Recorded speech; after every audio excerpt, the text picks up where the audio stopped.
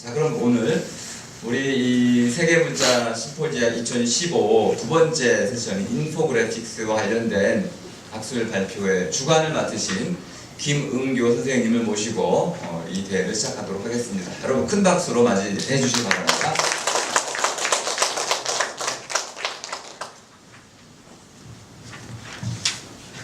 굉장히 중요한 시간이 될 것 같습니다. 우리의 상상력을 우주적 차원까지 증폭시킬 수 있는 그런 시간이 될 것 같아요. 그렇게 본다면 지금은 이 앞에 한 100여 명이 앉아있는 것 같습니다. 그래서 여러분들 한 분이 10명 이상의 역할을 해야 되는 거죠. 그죠? 이것을 보고 사회에서 정말 큰 역할을 해야 되고 또 영상으로 보시는 분 생각하면 우리가 몇 사람이 이 얘기를 들을지 몰라요. 지금부터 우리가 한 1시간 40분 정도 대화를 나눌 텐데 여러분들도 참여하셔서 이 영상을 통해서 보시는 정말 바다보면서도 볼 수가 있고요. 이렇게 보시는 미래의 시청자들을 위해서 여러분들이 같이 해주시면 좋겠습니다. 이렇게 진행을 하려고 해요. 저나 이제 저랑 오늘 노 선생님하고 장훈 선생님 이렇게 세 사람이 발표하는데 기본적으로 20분씩 발표를 하려고 합니다. 20분씩 하고 그 다음에 세 사람이 여기 앉아가지고 서서 얘기해도 될 것 같은데 그냥 서서 네, 편하신 대로 서서 얘기도 하고 그러는데 그래서 보여주면서 이렇게 대화를 그 자리에서 하고 그것이 한 20분 그러면은 한 80분 되죠. 그 이후에 남은 시간을 여러분들하고 대화를 나눌까 싶습니다. 그래서 뭐 5분, 10분 정도 이렇게 움직임이 좀 있겠으나 정확히 아마 지킬 거예요. 시간들을 우리 그런 그렇게 살아오신 분들이 돼서 우리 시간들을 지키시는 분들이 돼서 그렇게 하려고 합니다. 제가 지금부터 제가 말씀을 드리겠습니다. 그래서 첫 번째 제가 먼저 발표를 하고 제가 전체 인포그래픽하고 작년에 있었던 인포그래픽에 대해서 제가 느낀 바를 말씀을 드리고요. 그 다음에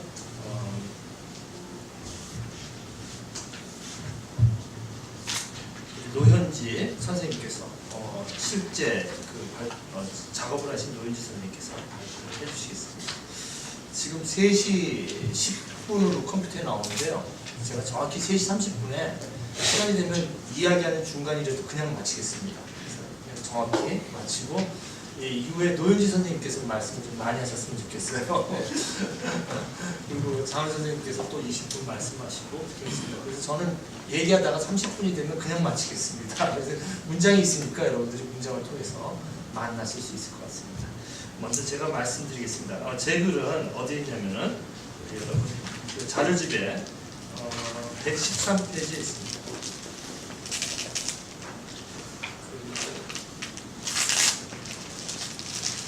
113페이지에 있는데요. 펼쳐놓고 하는 것도 괜찮을 것 같은데.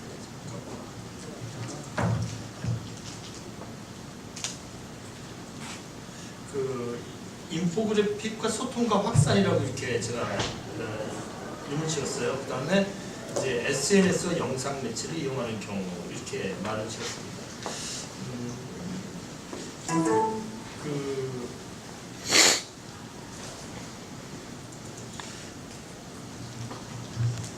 자료를 보시면은 인포그래픽은 인포메이션과 그래픽을 줄임말로 이렇게 쓰는 말이라고 되어 있습니다. 그래서 이제 정보가 있고 그 정보를 갖다가 이제 그래픽으로 만드는 것이죠. 정보가 있고 그것을 만드는 것입니다.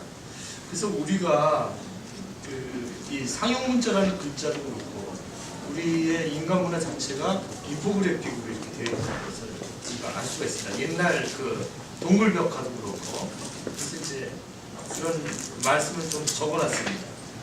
그다음에 저희에게 지금 주어진 것이 작년에 인포그래픽 작업한 것이 9개 작품이었고요. 근데 주어진 것이 8개가 왔습니다. 6권이 안 오고 이렇게 8개가 와가지고 8개 작품을 보면서 저 나름대로 이렇게 생각을 해봤습니다. 제일 첫 번째 114페이지 보면은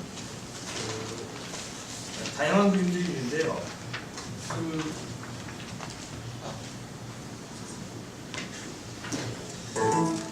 제일 먼저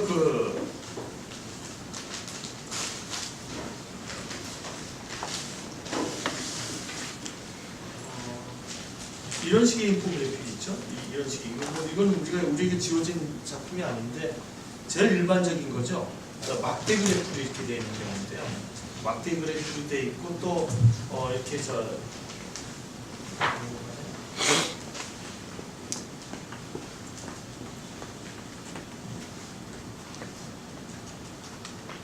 막대 그래프로 되어 있는 경우도 있고 그다음에 버블로 이렇게 동그랗게 되어 있는 경우 여러 경우가 있는데 제일 알기 쉬운 것 같아요.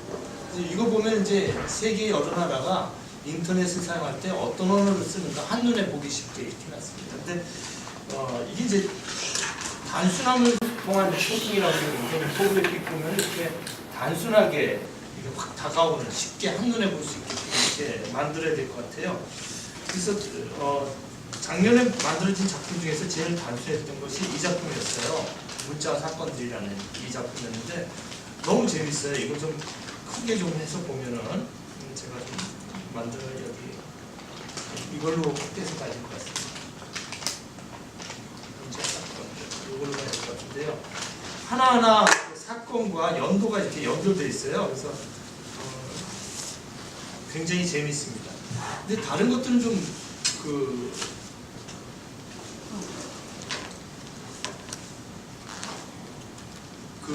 연구 주제를 갖다 너무 많은 내용을 이제 넣으려다 보니까 잘 소통이 안 되는 그런 것들이 있었어요. 근데 이 작품을 보면은 크게 좀 많은 거죠.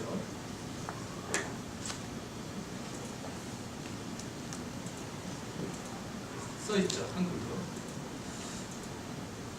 예를 들면은 이제 요 부분인데. 가장 오래된 인권 선언이라고 해놓고 그림을 그려놓고 그림을 그려놓고 이 연대를 이렇게 따라가면은 그 연대가 언제쯤이라고요? BC 539년이라고 이렇게 돼 있어요. 그래서 이걸 하나하나 보는 게 굉장히 재밌더라고요. 이걸 보는 게 보면 이제 히포크라테스 선언 이런 것들이 있죠. 그래서 이 제네바 선언 으로 발전되고 이것이 의료 윤리의 기초가 되고 그리고 이건 또 연도를 보면은 이렇게 해서 BC 5세기에 나왔다 이런 식으로 굉장히 학습적 효과가 굉장히 높고 이제 재밌어요. 이거 따라가면서 하나씩 보면 이런 것이 있는데 다른 예들을 이제 제가 이제 부족해서 그럴 거예요. 아무리 생각해도 이해가 안 되더라고요. 복잡해가지고. 그 작품을 보여드리면 작가분에게 좀 실례일 것 같아요. 여기 계실 수도 있는데 그래서 어떤 작품들은 굉장히 어려웠어요. 어려워가지고 그래서 단순함을 통해서 전해주는 것이 그것이 그 장기 기억, 롱 메모리로 남는 그것이 가능할 텐데 너무 복잡하면은 근데 이제 복잡함을 통해서 단순함을 깨닫게 되면 그것이 좀 맞는 경우가 있죠. 수학 문제 풀듯이 아 이거였구나 하고 우리가 이렇게 감탄하는 경우가 있는데. 그것도 아닐 때 좀 답답했어요. 이게 무슨 뜻인가 그런 작품들이 좀 있었습니다. 그다음에 이제 유용성을 위한 소통인데요. 여러분 116페이지에 보면 이거 있습니다. 이 작품이 있는데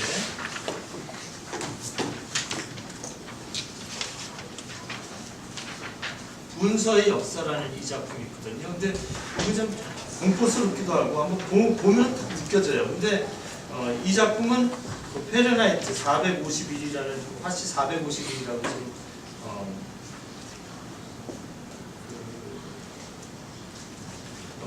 번역된 소설이죠. 근데 이 소설이 여러분들 아시는 것처럼 종이가 녹는 게 이제 451도예요. 451도에서 그 제목을 삼고 그 소설을 제목으로 삼은 거죠. 451도라는 지금 그 황금가지에서 번역되어 있는 민우사 계통의 황금가지에서 번역되어 있는 소설이죠. 이 소설이 조지 오웰의 장편소설 1984처럼 인간이 어떻게 정말 유토피아가 아니라 디스토피아로 꿈을 잃어버릴 수 있는가 이런 걸 보여주는 소설이죠. 그래서 그 소설 내용은 그래요. 소설 내용은 사람들이 너무 그 조지 오웰의 1984처럼 사람들이 스스로 책을 안 읽기 시작하는 거예요. 책을 안 읽기 시작해가지고 어느 날 다 영화만 보고 막 그래요. 그러니까 그 권력을 가지고 있던 파시즘적 권력이 기회는 이때다 그래가지고 책을 다 없애버려요. 이 세상의 책을 다 태워버려요. 450개. 사람들이 이제 금서가 되니까 그땐 좋았어요. 영상만 보면 되지 해가지고 그냥 청각만 사용하고 있다가 어느 날 이제 어느 날 이게 우리가 잘못됐구나 이걸 깨닫게 되죠. 그 다음부터 이제 책을 읽는데 책을 읽는 사람들이 잡아가기 시작합니다. 잡아가기 시작해서 책을 읽는 사람은 잡혀가고 그리고 잡혀가지 않기 위해서 어떻게 하냐면 외우기 시작해요. 그래서 그 사람들이 이제 여기서 나오는 이제 그 레지스탕스들인데요. 소설에서 보면은 이 사람들이 책을 읽는 사람이 어떻게 되냐면 책을 외워요. 그 주인공들이 책을 외워서 그 외운 것 자체가 저항이 되는 거죠. 그 이야기를 밑에 깔고 이렇게 보면 재밌어요. 그래서 이 그림이 이제 하나하나가 분서 역사를 이렇게 내고 있습니다. 각 나라의 책들이 어떻게 분서가 되었는지, 그 다음에 이제 판금이 되었는지 이런 것들이 그냥 굉장히 오래전부터 여기부터 이렇게 쭉 나와 있어요. 굉장히 오래전부터 나와 있죠. 그래서 이제 BC부터 해가지고 그래서 여기 보시면 아주 재미있는 사실들이 많이 나옵니다. 근데 이제 이게 참 재밌는데 이제 외국의 사례고 또 워낙 잘 안 알려진 사례라서 이걸 또 검색해서 알아봐야 되는 그런 어려움이 있어요. 그래서 어떻게 우리가 인포그래픽 할 때 이렇게 한눈에 봐서 우리가 알 수 있는 그런 구조는 아니에요. 분서라는 게 이렇게 위협적이구나 이건 느껴지는데 이것은 좀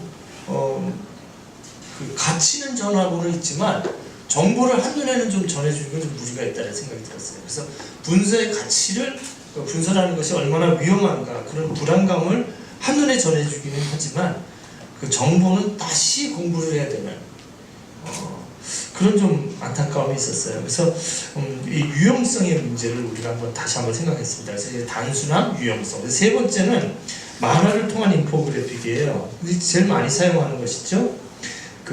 필기도구의 역사라는 그림이 있어요. 근데 이것도 너무 재밌어요. 이게 제일 재밌을 것 같아요. 초등학생들이 제일 재밌어 할 것 같아요. 이게 이제 만화로 되어 있는데요. 이거는 이게 왜 될까?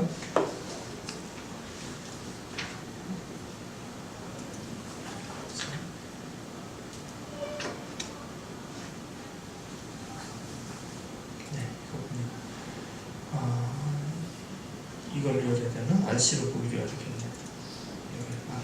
아까 그거는 안 열려가지고요. 그래서 전체적으로 이제 다 만화로 구성되어 있습니다. 그런데 이제 인포그래픽을 하시는 분들은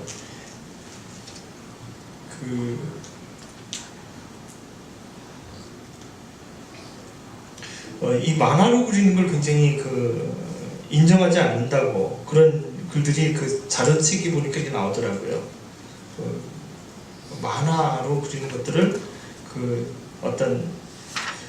근데 이제 만화나 일러스트레이션이 지나치면은 정보력이 사라지고 그림 자체로 내용을 채운다면 그것도 문제인 것 같아요. 이걸 보면은 참 재밌어요. 이것도 확대가 나오죠. 굉장히 많은 정보를 담고 있어요. 필기도구의 역사에서 파피루스부터 해가지고 여러분 잘 보이세요? 네. 파피루스부터 해가지고 이집트인데 제가 이제 자료집에 넣은 부분은 펜촉을 만드는 부분들이죠. 금속 활자도 있고요. 그 다음에 이 부분을 제가 크게 만든 거예요. 이 부분을 제가 크게 만들어서 우리 자료집에 넣었는데 이렇게 보면 이제 한눈에 알 수가 있죠. 깃털을 잘라가지고 가운데 갈라서 이렇게 만들고 꽥 하고 나옵니다. 그래서 재미있게 학생들이 학습하기 아주 좋은 것 같아요. 학생들이 이렇게 펼쳐놓고 그림 그리기. 근데 굉장히 많은 정보를 담고 있거든요. 그래서 이것도 아주 좋은 방법인데 이것도 아주 재밌게 봤습니다. 그래서 만화를 통한 소통도 우리가 좀 고민을 해야 되고 좀 진중하게 봐야 되지 않을까 이런 생각을 해봤습니다. 마지막은요, 또 제가 이제 중요하게 생각하는 것이 인포그래픽의 단순함하고 유용성, 그 정보를 전한다는 거. 정보를 정하지 못할 때가 많죠. 너무 많이 넣어가지고. 그 다음에 이제 만화를 통한 기법이 중요한 것 같고, 제일 잊지 말아야 될 게 이제 명랑성의 회복이죠. 근데 공포를 줘가지고 깨닫게 하는 경우도 있죠. 아까 우리가 얘기했던 운하이마트리히 카이트라고 해가지고 낯설음을 줘가지고 아까 화씨 451도처럼 공포를 줘가지고 깨닫게 하는 방법도 있는데 제일 기분 좋게 하는 건 아무래도 명랑성인 것 같아요. 그래서 명랑성을 본 거는 노윤지 작가님의 웃음 낱말의 이 작품이었어요. 웃음 낱말의 미지의 지도라는 건데 이거 너무 재밌더라고요. 너무 재밌어서 이거는 정말 저는 이제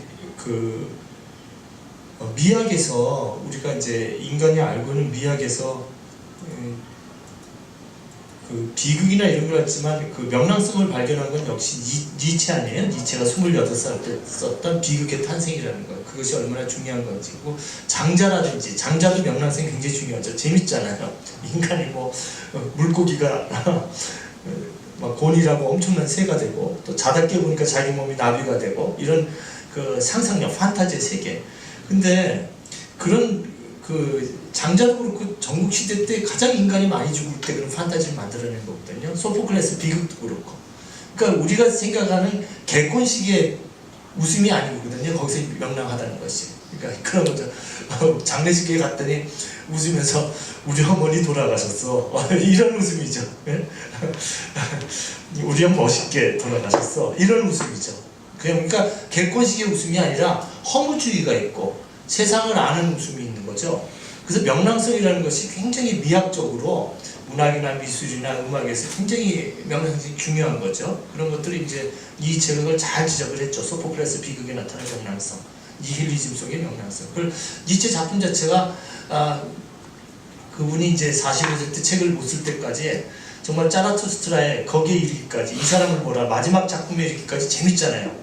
니체 작품에 보면 이렇게 재밌게 이렇게 톡톡 있는데 그것을 다뤘어요. 여기 보면 그 서구적인 명랑성뿐만 아니라 골계, 우리나라의 골계 뭐 이런 게 공부량이 굉장히, 이 작가가 앞에 있어서 말하기가 뭐한데 공부의 양이 대단해요. 여기 보면 이제 위는 긍정적인 웃음이에요. 이게 앵두 웃음? 이게 뭡니까? 어디서 나오나? 이따 물어봐야 되겠어요. 어느 소설에서 나오나? 춘향전이나 어디서? 이걸 다 찾았을 거 아니에요. 나비 웃음? 근데 밑에 가면 이제 웃음의 성격이 이쪽에 나오는데 부정적인 성격이에요. 새빨간 웃음. 시꺼먼 웃음은 또 뭡니까? 시꺼먼 웃음은 이런 게 있고요. 또 이쪽으로 가면은 이건 이제 추상적인 웃음이고요. 이쪽은 좀 구체적이에요. 이쪽으로 가면 도깨비 웃음, 처녀 귀신 웃음, 어떤 형태가 나타나는 웃음의 주체, 웃고 있는 주체들이 나타나는 웃음들이 나타나고 있어요. 여기를 보면 또 위에 가면 이제 거인의 웃음 이런 것도 있죠. 웃음의 주체들이 나타나고 있습니다.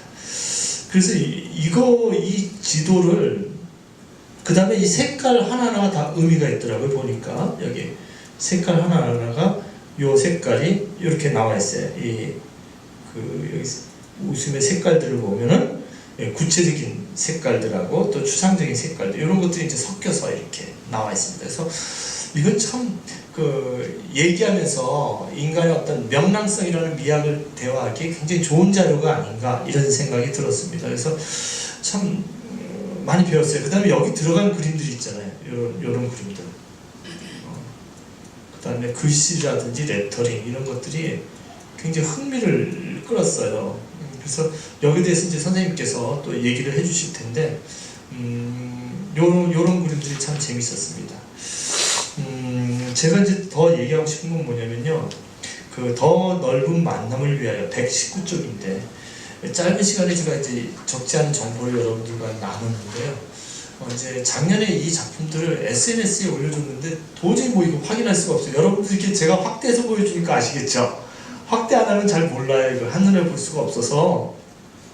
지금 소셜 미디어 보면 이 인포그래픽이 굉장히 많잖아요. 근데 그걸 여러 개로 나눠서 보여주잖아요. 이렇게 클릭하면 이렇게 하나씩 넘어가게. 그래서 그래서 좀 소셜 SNS와 연결짓는 방식으로 해야지 이게 교육적 효과와 확산 효과가 있는데, 이건 그야말로 뭐 미학적인 측면을 얘기하다 보니까 한면에 다 그리다 보니까 또 현장에 가지 않으면 도저히 파악할 수가 없는 그런 상황이었어요. 그래서 이제 작업을 할 때는 그 원페이지 인포그래픽이라고 한다고 그래요. 제가 잡으니까 원페이지 인포그래픽보다는 좀 멀티페이지, 다양하게 면수를 좀 늘려서, 그리고 그것을 꼭 원소스 멀티아웃이라고 정말 다양하게 이용할 수 있도록 그 SNS와 결합이 돼야 되지 않겠는가. 그럴 때 좀 확산적 효과와 유용성의 효과와 교육적 효과가 좀 재밌게 일어나지 않을까, 이런 생각이 좀 들었습니다. 두 번째는요, 그 모션 그래픽이라고 있잖아요. 우리가 모션 그래픽, 영상을 이용한 모션 그래픽. 그래서 작년에 이용한 걸 잠깐 좀 보겠습니다. 제가 3분이 남았습니다. 그래서 작년에 봤던 걸 잠깐 보면은 이건가요? 아이고, 이게 아닌데. 이거는 세계문자. 작년에 이제 굉장히 많이 좋은 걸 만들었더라고요, 모션 그래픽을. 근데 이거는 그 모션 그래픽을 보면은 저희 인터랙티브라고 하죠. 상호 작용하는 거. 그 인터랙티브 뉴스페이퍼라고 가지고 요즘에 그 외국 신문들 보면은 그 신문 기사를 갖다 클릭하면 이렇게 연결되게 돼 있어요. 근데 거기까지가 안 돼 있더라고 보니까. 그러니까 이렇게 이제 동영상을 보다가 사람이 나오잖아요. 정지해가지고 클릭하면 그런 정보가 확 연결되는 거죠. 그 다음에 이제 그러니까 인터액티브, 서로 인터라는 것이 그 방과 연결시킨다는 뜻이죠. 폰을 연결시키면 인터폰이 되고요, 그죠? 인터폰이 되고 그 다음에 이게 느리네요.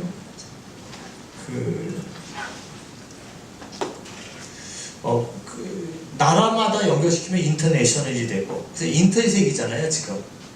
대학도 이제 인터버서티가 돼야 되는 거죠. 멀티버서티가 아니라 인터버서티. 그래서 전공도 융합하고, 여기 앉아 계신 분들도 전공이 디자인이 아닌데도 이렇게 와 계시는 거잖아요. 저도 전공이 이제 현대문학 현대시인데, 이걸 통해서 저의 학문을 갖다 인터를 하려고 그러는데, 그 인터랙티브 한 면이 좀 작년에 좀 부족하지 않았나 하는 생각이 들었어요. 그러니까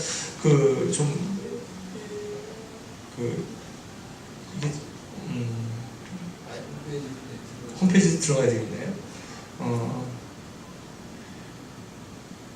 여기가 좀 느려가지고, 여기 있구나, 문구 답하기. 네. 작년에 굉장히 재밌어요. 여러분 홈페이지 들어가시면은 작년에 만든 것들이 많이 있습니다. 여기 보면은 우리 구현성 선생님께서 만드신 거 같이 여러분들과 작업하신 게 있는데, 저는 너무 신기했어요. 이거 보고요. 사라진 문자들, 또 아직 있는 문자들, 이런 걸 이제 소개해주고 있는데요. 하나만 좀 잠깐 보시고 넘어가겠습니다. 아까 2번을 갖다 제가 지금 그래서 앞으로 제가 이거 120페이지 읽으면서 좀 이거 좀 작동할 때까지 좀 기다리겠습니다. 그 모션 그래픽이 사용자가 검색 또는 재생, 120페이지입니다. 되감기, 빨리 감기 버튼, 이런 걸 통해서 영상적 아이코닉 메모리가 남도록, 그리고 이것이 그냥 있는 것이 아니라 인터랙티브하게 검색하면 이것이 검색 그 창이랑 연결돼서 다양한 정보를 좀 더 알 수 있도록 이렇게 할 기술은 없겠는가, 이런 제안을 좀 해봅니다. 마지막 좀 보면요. 자, 이걸 한번 잠깐 몇 초만 좀 보겠습니다.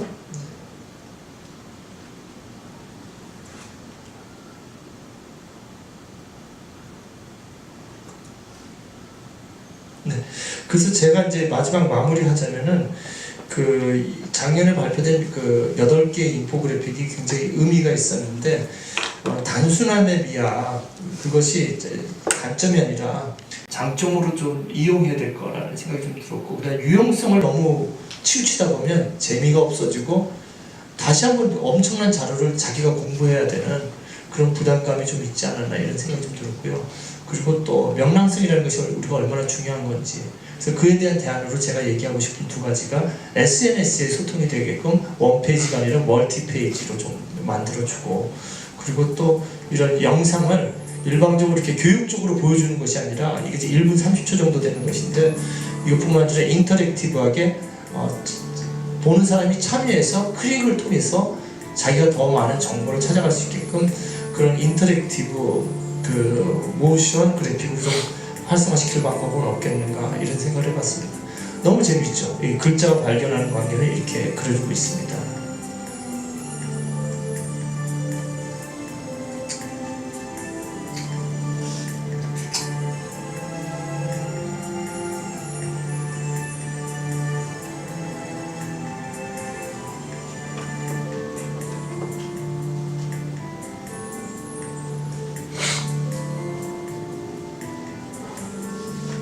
네, 그 연대에 따라서 글자가 발생되는 여러 상황들을 보여주고 있습니다. 이제 최근에 이루고 있죠. 이제 1900년대 이제 왔습니다. 2014년. 네, 제 발표는 여기까지 하겠습니다. 고맙습니다.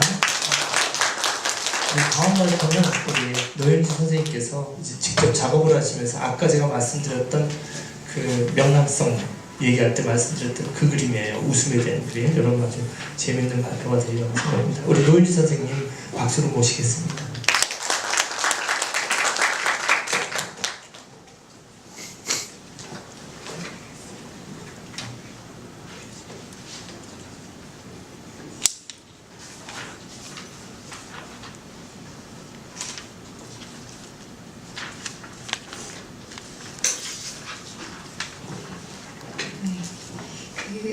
작년 세계문자 심포지아에서 인포그래픽 전시를 보셨던 분?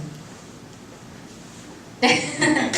안 보셨던 분도 계실 것 같아요. 그래서 그 전시 상황을 좀 설명을 드리자면 그 광화문 쪽에 이제 세종문화회관의 도로가 인접한 곳에서 그 작가들의 포스터를 이제 설치를 해서 인포그래픽을 A1 정도 크기로 출력을 해가지고 시민들이 참여해서 이게 보면서 이제 그 정보들을 알게도 하고 그 포스터를 직접 띄어서 이제 사각에 내서 그 안에 있는 뭐 정보들을 본인이 보거나 혹은 좀 참여적으로 참여할 수 있는 뭐 그런 형식으로 사실 포스터 형식의 발표였고요.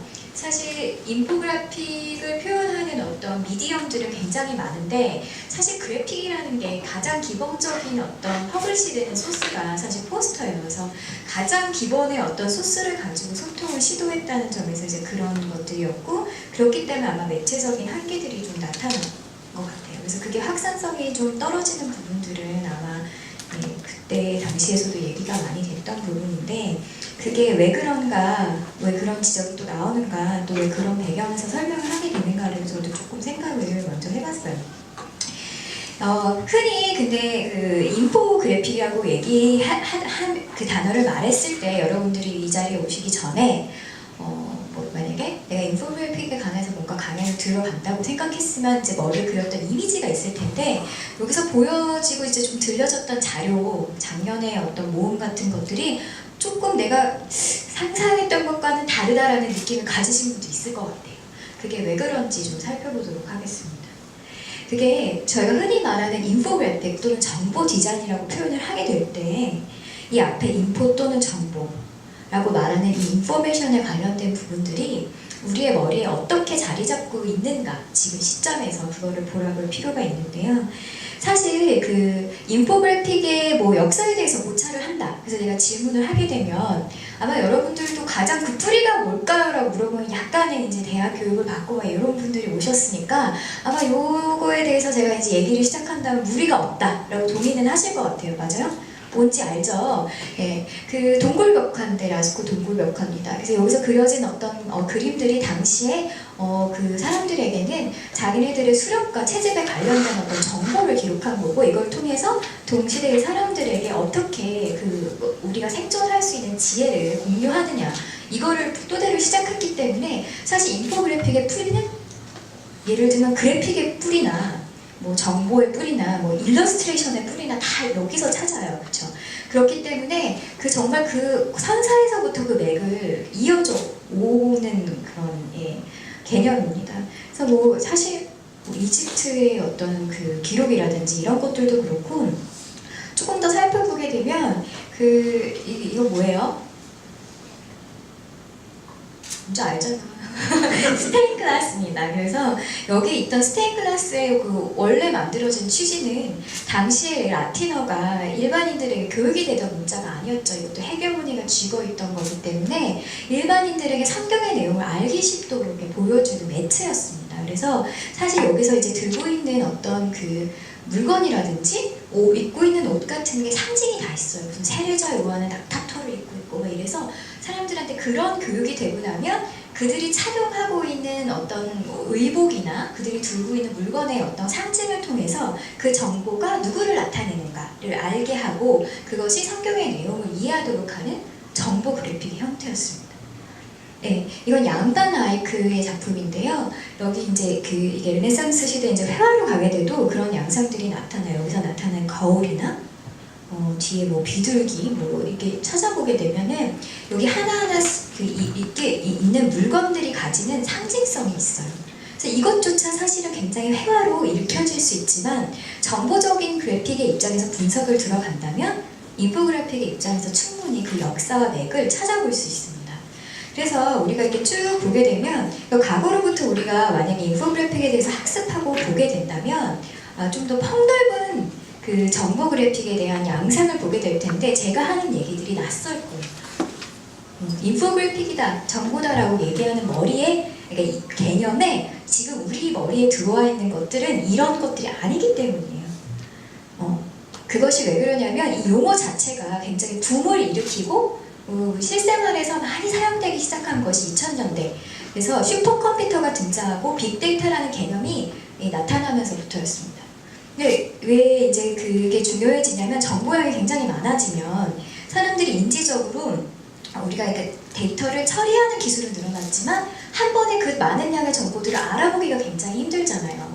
그래서 과거에는 뭐 연도별 추이를 숫자로 적어도 사람들이 대강 그걸 알 수 있다면 이제는 정말 한눈에 알아볼 수 있는 어떤 그래픽의 형태로 그게 표현되어야지만 그 추이나 양적 변화 같은 것들을 볼 수 있게 되는 정보의 양이 나타났기 때문이죠. 그래서 보통 저희가 생각할 때 인포그래픽이다 하면 머리에 떠오르는 마인드는 이런 걸 거예요. 맞죠? 이런 거를 상상하고 오셨을 거예요. 그리고 저기 오시는 분들 중에 공대 베이스고 그래픽을 하는 분들이 흥미를 느끼는 주제인 게 바로 이런 코딩을 통해서 굉장히 많은 정보들을 어떻게 간략하게 시각화하느냐, 아름답게 보여지게 하느냐가 사실 요새 인포그래픽이라는 어떤 그 개념 안에서 굉장히 많은 주제로 연구가 되고 있어요. 그래서 만약에 디자인 학과에서 인포그래픽 과목을 개설한다고 했을 때는 사실 모든 과목들이 이런 식의 데이터 비주얼라이제이션을 공부시킵니다. 그래서 어떻게 하면 데이터를 효과적으로 보여줄 것인가에 맞춰져 있을 때 그 데이터라고 하는 것은 굉장히 양적이고 시각화되는 정보들의 그런 것들이 추이를 보여줄 수 있는 그게 왜 이제 그런 식으로 이제 발달을 하게 됐는가를 생각을 해보게 되면 왜 역으로 추적할 수 있게 되는 것이 빅데이터가 출현을 하게 돼서 우리가 얻게 되는 어떤 사회적인 변화나 그 이점이 굉장히 드라마틱하기 때문일 거예요. 그래서 옛날에는 공상과학원에서나 이렇게 생각했던 어떤 거 있잖아요. 고영 씨가 나와가지고 이거 좀 눌러보지 막 이러면 누르면 밖에서 제어가 가능한 어떤 IoT 시스템이라든지 아니면 뭐 오바마가 지금 미국 대통령이 되는 어떤 선거 캠페인의 어떤 기반도 사실은 빅데이터의 추적을 통해서 가능하게 되고 여러분들이 제일 좋아하는 뭐 패션 브랜드 중에 하나의 뭐 망고나 자라 같은 애들의 SF 브랜드 같은 것들도 사실은 굉장히 그 큰 데이터인 고객 관리망의 어떤 그 패션 트렌드의 추이를 이제 데이터가 추적할 수 있기 때문에 그 재고를 몇 개를 만들 수 있지. 옛날에는 상상을 못하던 그런 모든 변화들이 이제는 가능하게 되고 특별히 뭐 의학이나 뭐 공학 분야에서는 굉장히 핫한 주제로 그래서 이 빅데이터와 관련된 모든 분야가 왜 앞으로 뜰 뭐 전망 직종 이런 데 보면 데이터 마이닝 이런 거 다 나오잖아요. 그런 거와 관련이 됐기 때문에 이 집중된 관심과 돈, 그쵸, 자본의 흐름이 사실 이쪽으로 편향이 굉장히 많이 돼 있습니다. 그래서 이제 나타나는 것이 정보 편향의 문제예요. 사실 저는 이 부분에 대해서 얘기를 많이 하는데 인포그래픽이라는 개념, 그래서 인포메이션이나 정보라는 개념은 사실 훨씬 더 넓은 개념입니다. 그래서 세계문자 심포지아에서 이렇게 다루고 있는 주제 자체가 어떤 문자 헤게모니예요. 서구식이나 영문이 좋게 지배하는 어떤 그 지식 생태계에서의 편향의 문제점. 사실 언어가 표현하는 개념이라는 게 있고 그 개념의 흐름들이 있어요. 그래서 우리가 갖고 있는 동양적인 사고나 뭐 그런 얘기 많이 하잖아요.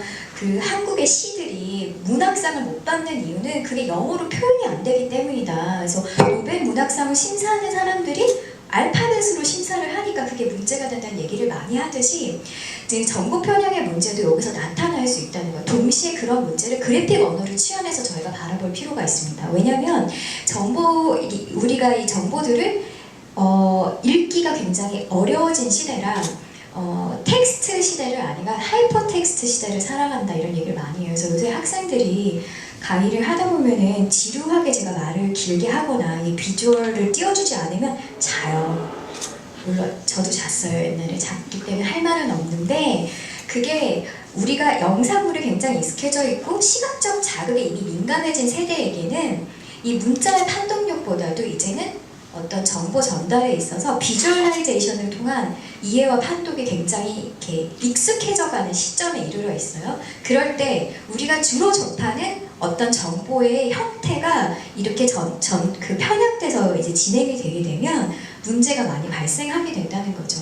저는 그런 시점에 딱 그 세계문자 심포지아에서 이 인포그래픽을 어떤 그 문자 생태계의 어떤 하나의 것으로 바라보고 이거를 전시화했다는 것 자체에서 되게 혼자 감동을 약간 느꼈던 것 같아요. 그래서 교실에서도 이런 얘기를 좀 하고 싶었고 아이들에게도 이런 정보 너희가 알고 있는 지식 정보라는 것이 단지 지금 이공계 편향이 되고 뭐 기초 분야의 뭐 지원이 떨어지고 이런 문제와 아주 비슷한 거예요. 그래서 정말 순수 학문과 어떤 철학적인 개념이나 인문적인 개념에 대한 이해를 떨어뜨리는 방향으로 이게 가고 있는 것에 대해서 디자이너들 자체도 문제의식을 좀 가져야 합니다. 그래서 제가 이렇게 지적하는 부분들에 대해서 이제 좀 학생들도 생각을 좀 해보시고 그 안에서 좀 더 다양한 종류의 비주얼라이제이션을 만들 수 있는 방법들을 어떻게 가질 수 있는가에 대한 고민이 필요한 시점에 시의적절한 전시였다고 생각하고요. 그것을 조명했던 전시가 바로 세계문자 심포지엄의 인포그래픽 전시였습니다.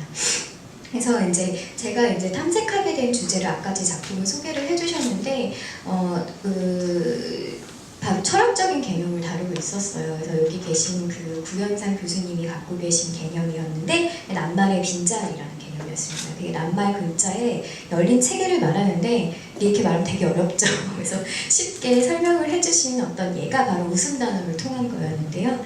사전에 등재된 웃음 단어나 실제로 사용되는 단어는 굉장히 제한적입니다. 예를 들면 웃음 단어라고 할 때 떠오르는 게 뭐가 있으세요? 그 예를 제가 적어드렸지만 비웃음. 그치. 뭐가 있으세요? 눈에 안 마주치시는데 한마디 해주시죠. 없나요? 여기 보게 되면 사전에 이제 찾아본 것은 눈웃음, 무웃음, 너털웃음, 참웃음, 염소웃음 같은 게 존재해요. 그러면 여러분들이 얼핏 떠올릴 때 어떤 종류의 웃음인지 좀 느낌이 오시나요? 그쵸? 그렇다면 참 웃음이라는 게 존재한다면 뜨거운 웃음은 존재할 수 있습니까? 그쵸? 미지근한 웃음도 좀 뜨뜻 미지근하게 그 웃는 모습으로 이것도 아니 교수님이 나 앞에서 미지근하게 웃었다 이거 되게 무서운 거죠. 뭔가 아니라는 뜻인 거 맞죠? 그쵸? 찬 웃음보다는 좀 난가? 근데 뭐 뜨겁게 웃는다는 거 되게 열정적으로 웃는 어떤 모습이 떠올라요. 마찬가지로 염소 웃음이 존재한다면 여우 웃음도 있을 수 있다. 여우 웃음은 우리나라 그 사전에는 없지만 북한어 사전에는 존재하는 웃음 단어입니다.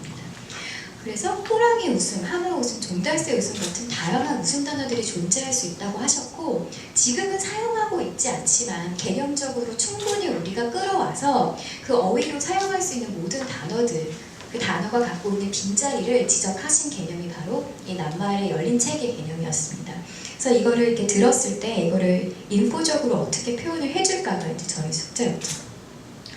그래서 저는 시각화를 할 수 있는 단서들을 좀 찾아봤는데요. 이걸 하기 위해서 제가 10명의 사람들에게 실험을 했어요. 그래서 좀 주변에 생각해봐라 무슨 단어를 굉장히 어려워하는 사람도 있고 쉽게 잘하는 사람도 있었습니다. 그래서 웃음 궤적을 중심으로 낱말이 뻗어가는 그 형태들을 제가 좀 봤는데 있는데요. 이게 마치 마인드맵을 그리듯이 하나의 단어에서 또 다른 단어가 파생하기 때문에 나날이 뻗어가는 공간적인 개념이 나타나는 게 시각적인 좀 특징이었고요. 단어들이 일정한 성격의 어떤 거에서 파생이 되기 때문에 모둠으로 묶어질 수가 있었어요. 그래서 색이나 감정이나 낱말, 뭐 동물, 식물 이런 식으로 나타나는 낱말들이 어우러지는 걸 볼 수 있었고, 또 누군가는 다 나 이제 더 이상 여기서 생각나는 게 없어라고 말하는 판 위에서도 누군가 또 새로운 단어를 생각해내는 것을 보았습니다.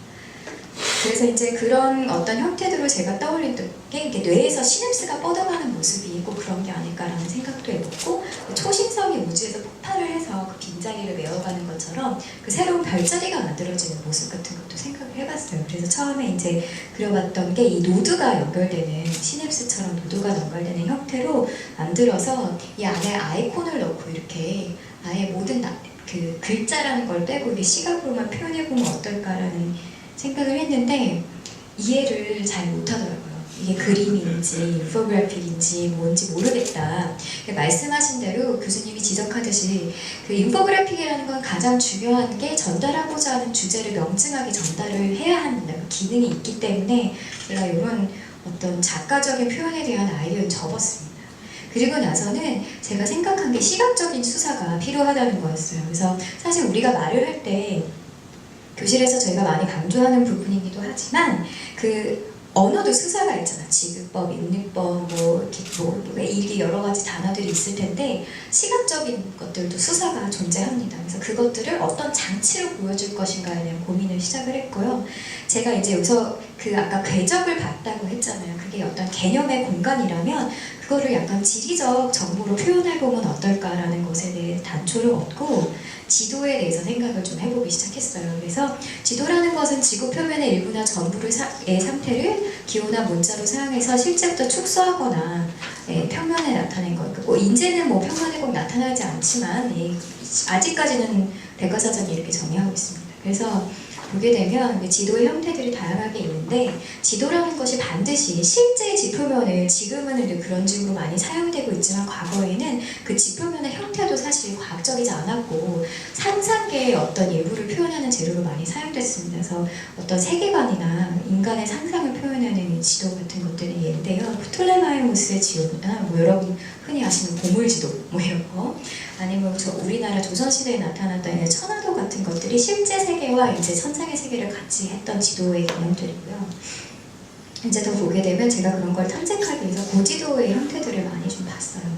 그래서 동서양의 지도를 좀 많이 보고 거기서 나타난 어떤 지리정보 표현의 양식들을 좀 많이 가져왔습니다. 그래서 파악을 하게 된 것이 지도의 정보 표현에는 어떤 그 문법이 존재하는데 지도라는 것은 읽는 법이 있다. 방위를 가지고 있고 척도와 거리와 번뇌를 가지고 있다.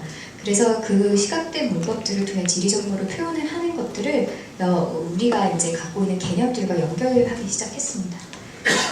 그래서 웃음낱말의 미지의 지도라는 걸 만들었는데 일단 땅이 있어야 되잖아요. 그래서 땅에 어떤 그 우리가 알고 있는 문법을 사용해야지 이해를 한다는 거를 제가 기존의 1차 작업에서 좀 느꼈기 때문에 웃음 세계 각국의 그 글자들을 이용해서 웃음이라는 단어를 표현을 한 것으로 산맥이나 물길을 만들었어요.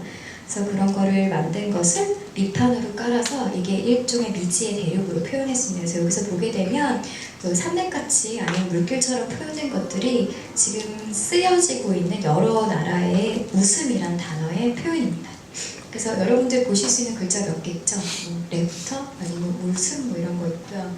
뭐 이렇게 다양한 종류의 라틴어 아니면 뭐 태국 글자 이런 것들이 표현되어 있습니다.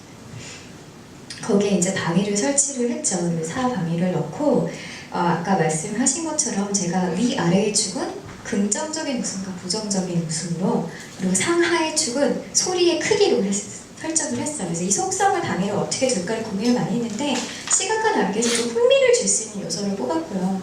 그래서 웃음의 뭐 어떤 내용들이 뭔지 여러 개 고찰한 것 중에서 좀 재미있는 것들을 구별을 해서 넣었고, 그래서 각각의 영역에 이름을 좀 붙여줬어요. 그래서 긍정적이면서 소리가 큰 웃음, 부정적이면서 소리가 없는 웃음 이런 식으로. 그래서 소리의 크기와 관계없이 긍정성과 부정성을 띠는 웃음 같은 것들을 쭉 해서요.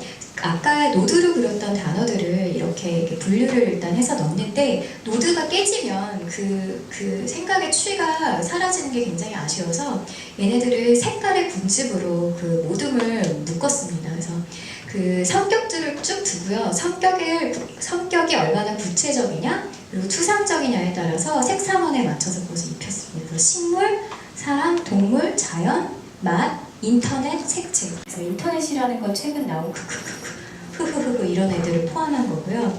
거기서 1차 단어로 분류된 애들은 아까 10명의 실험을 통해서 여러 사람이 얘기했거나 초기에 아이데이션 됐던 단어들을 넣고 2차 우승 단어라는 것은 파생이 돼서 적은 사람이 얘기했거나 후에 나타난 단어들. 그래서 굉장히 구체적이고 뭐 예를 들면 그런 것들이 있어요.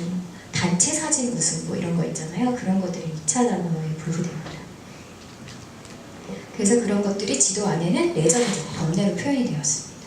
그래서 좀 보시게 되면 가장 중앙에는 평범한 웃음을 배치해서요. 뭐 애매하거나 밍밍한 웃음, 뭐 고양이 웃음 이런 게 표현이 되어 있고 예, 이제 좀 크고 긍정적인 웃음에는 뭐 폭포 웃음, 뭐 파도 웃음 뭐 이런 게 시원한 웃음의 계열에 있는 애들이 들어왔고 소리가 크면서 이제 좀 중립적인 건 그냥 시끄러운 웃음에 해당되고 뭐 군대 웃음이나 방청객 웃음 같은 것들 그런 것들이 여기에 포함이 됩니다.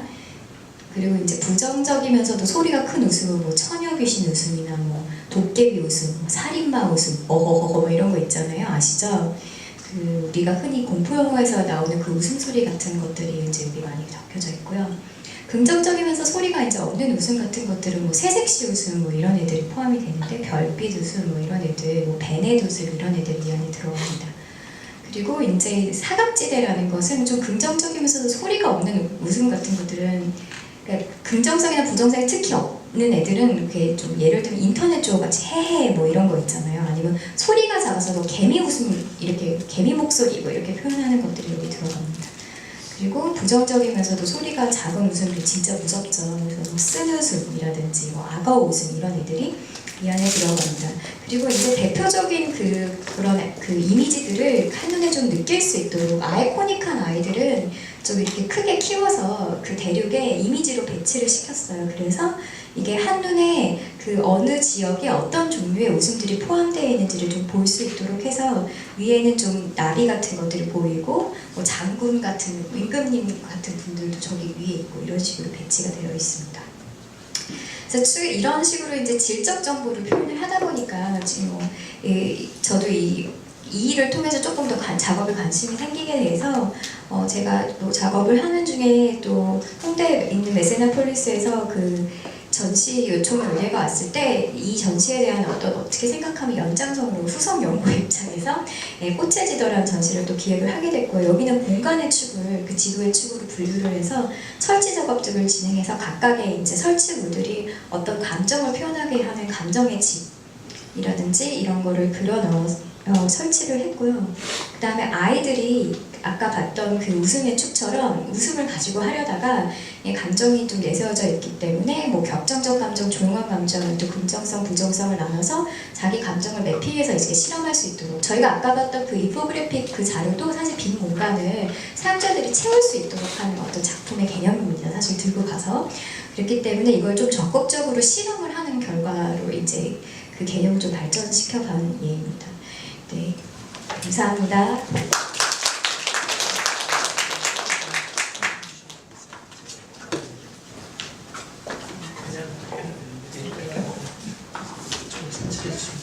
네, 너무 재밌었죠, 그죠? 근데 그런 생각을 좀 해봤습니다. 우리가 지금 세계 문자 심포지아라고 하는데 크게 얘기하면 커뮤니케이션에 대한 것이 아닌가 지금 이 모든 것이. 근데 다른 섹션에서는 그 버벌 커뮤니케이션 있죠, 문자를 통해서. 근데 지금 우리가 그래픽을 통해서 논버벌 이 단어 없이 우리가 느낄 수 있는 커뮤니케이션. 근데 커뮤니케이션 중에서 이 단어 없이 하는 것이 눈길 바라보고 또 침묵으로 있고 또 경청하는 것 자체가 굉장히 소통에 중요한 것 같아요. 듣고 있다는 것 자체가. 그 중에서 이제 웃음이라는 게 얼마나 중요한 건지, 웃음이야말로 정말 우리 대화에서 굉장히 중요한 커뮤니케이션의 한 방법이 아닌가 이런 것을 깨우치는 그런 시간이 된 것 같습니다.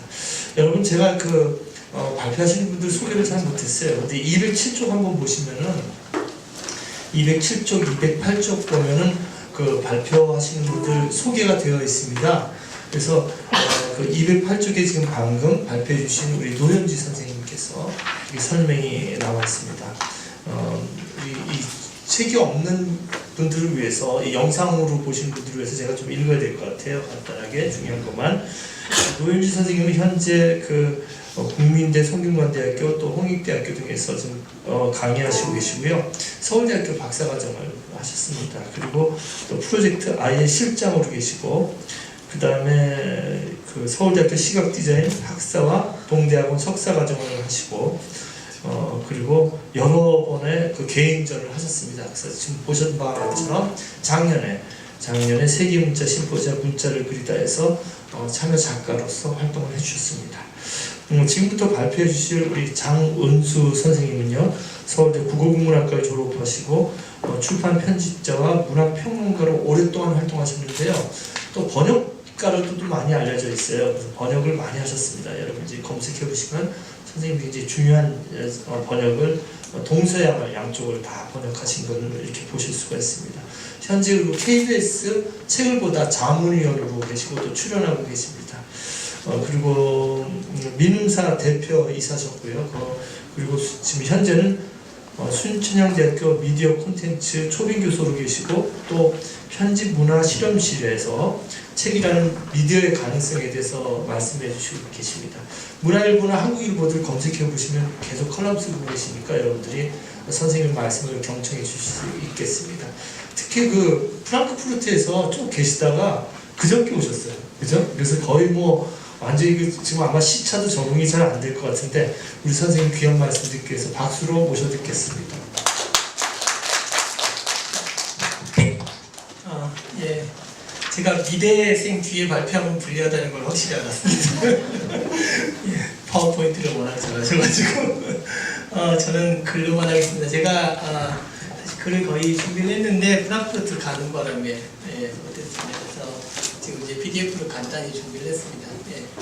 세계문자 심포지엄 작년 자료를 쭉 보면서 드는 생각들을 몇 가지 여러분과 나누고 싶어서 얘기를 했습니다. 그러니까 아까 그 김 교수님 얘기하셨는데 사실 인포그래픽이라고 하는 것들은 크게 보면 비주얼 커뮤니케이션의 일종이라고 우리가 얘기를 할 수가 있습니다. 근데 노현지 선생님 얘기하셨듯이 그 원래 태초의 어떤 우리 커뮤니케이션은 전부 언어보다는 비주얼 커뮤니케이션으로 일단 시작이 됐다고 저는 생각을 합니다. 그래서 라시코프 동물복화를 얘기하셨지만 실제로 언어보다 어떻게 보면 그림이 먼저 있었을 수도 있다는 생각을 좀 개인적으로는 하고 있습니다. 그래서 표현이라고 하는 게 과연 언어부터 시작됐느냐, 그림부터 시작됐느냐 이 부분에 대해서 저는 좀 과연 언어부터 시작됐을까에 약간 회의적인 그런 생각을 가지고 있습니다. 그래서 비주얼 커뮤니케이션이야말로 인간이 가지고 있는 어떤 소통에 오히려 좀 더 근원적인 본질이 아닐까 그런 생각을 개인적으로 좀 하고 있고요. 그래서 이제 그러면 그 라스코프 그 동교벽화나 이런 알타미라에 있었던 그 그림, 우리 황소 그림, 황소 그림은 뭘까 우리가 얘기를 해보면 간단하게 생각하면 저는 이제 프로토그래피라고 부르고 싶습니다. 그거를. 그러니까 요즘에 원형 표현이에요. 원형적 표현이지 저걸 그림이라고 보셔도 안 되고 또 글이라고 보셔도 안 되고, 그러니까 문자나 어떤 그림 이런 것 문자나 도상이나 그림이 아니라 저거는 그냥 어떤 원형적 표현입니다. 그 모든 것이 합쳐져 있는 어떤 것이고 또 어떤 경우에는 종교이기도 합니다. 일종의. 그래서 그런 이제 그 프로토그래피라고 하는 것이 우리 표현의 원래 가지고 있었던 우리 표현 도구 중에서 근원에 해당하는 그런 어떤 도구이고요. 거기로부터 모든 뒤에 도상이나 문자나 그림 같은 것들이 뻗어나왔다라고 생각을 하고 있습니다. 20분이기 때문에 근데 문자가 탄생하고 나서 가장 크게 두드러지게 나타난 특징 중에 하나가 그림의 억압이에요. 그러니까 소통의 도구로서의 그림이 계속 억압이 되기 시작하거든요, 실질적으로. 그래서 문자를 아는 사람이 소통의 주도권을 갖게 됩니다. 한마디로 말하면 권력을 쥐게 되는 거죠. 그래서 글을 아는 사람이 우리나라 조선시대 내내 그랬습니다. 글을 아는 사람, 문자를 아는 사람이 이제 관리가 돼서 이제 그 민중들을 이렇게 지도하고 다스리는 이런 위치에 놓여 있었어요. 그래서 저희 아버지께서 그 돌아가신 아버지께서 말씀하시기를 한문을 어느 날 가르치시는 거예요. 그래서 왜 제가 이 나이에 한문을 배워야 됩니까? 그러니까 우리 집에 문자를 아는 사람이 한 명은 있어야지. 그러니까 한글은 문자가 아니었던 거예요. 저희 아버님이 생각하시기에. 그러니까 문자의 권력이라고 하는 건 그렇게 막강한 어떤 힘을 가지고 있습니다. 근데 그와 한편으로 동시에 그 민중들은 한 번도 그림을 통한 소통을 포기한 적이 없어요, 실질적으로. 그래서 끊임없이 그 옛날 지금도 문자의 시대지만 이 동네 곳곳에 가면 낙서도 그려져 있고 해서 우리가 그림으로 끊임없이 소통을 하거든요. 그래서 민중 언어의 가장 강렬한 표현 형식 중에 하나가 그림입니다. 그래서 중세의 그 기독교가 엄밀하던 시대, 그러니까 성서라고 하는 문자로 쓰여진 책, 그거의 권한이 막강하던 시대고 스테인드 글래스라고 하는 어떤 그림의 도구를 이용해서 민중들하고 소통하지 않으면 안 되는 그런 어떤 저는 이제 그거를 어떻게 보면 계몽이면서 굴복이라고 생각을 합니다. 그래서 계몽이면서 민중들을 자기의 뜻대로 이끌기 위해서 일종의 굴복한 그런 형태이고요. 그래서 이 일종의 이 비주얼 커뮤니케이션은 문자의 특권성을 항상 우회하고 위협하는 그런 민중 커뮤니케이션의 도구로 끊임없이 사용되었다라고 생각을 합니다. 예. 근데 이 근대 교육이 시작되면서 사실은 문자의 그림의 힘은 엄청나게 약해졌거든요. 실질적으로 뭐 사진이 발달하고 영화가 있고 그래도 지금까지도 사실 신문이 지금도 제일 힘이 세다고 우리가 얘기를 하는데, 예. 중요한 소통의 도구에서는 역시 신문이 굉장히 힘이 셌는데 GUI, 그러니까 그래픽 유저 인터페이스, 컴퓨터의 기본 동작, 여러분들은 도스라는 걸 안 써보셨겠지만 저희 때만 해도 도스를 썼거든요. 그래서 전부 카피 어쩌고 하면서 다 외워가지고 문자로 전부 기록해서 했습니다. 그러니까 컴퓨터라고 하는 도구가 옛날에는 문자 소통의 도구였거든요. 근데 그걸 이제 애플의 이 스티브 잡스나 워지니악 같은 사람들이 이제 혁신을 해서 GUI, 즉 아이콘을 통한 소통이라고 하는 기본적 소통 도구, 중세로 따지면 민중들의 소통 도구죠.